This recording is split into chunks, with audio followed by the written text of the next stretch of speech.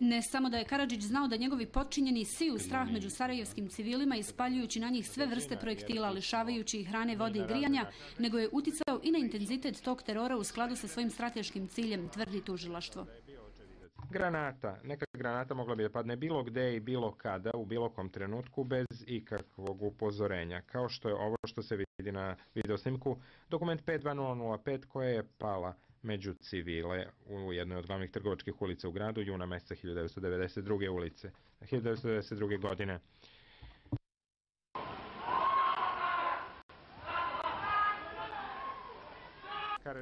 Tužilaštvo također tvrdi da je odbrana iznijela protivriječnu tvrdnju o masakru na Markalama, jer svi relevantni dokazi govore da odgovornost za napad snosi Sarajevsko-romanijski korpus kojim je komandovao Karadžić.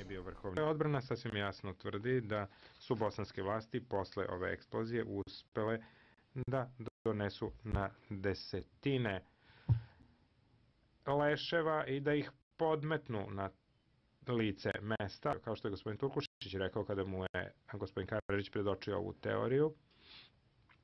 Ova vrsta nagađanja je jedina stvar koja bi možda mogla biti još monstruoznija od samog ovog prizora. Tužilaštvo je također ukazalo i na odgovornost Karadžića za genocid u Srebrenici, koji je, kako se tvrdi, imao moć da odluči o životu i smrti muškaraca iz zaštićene zone UN-a. Časni sude.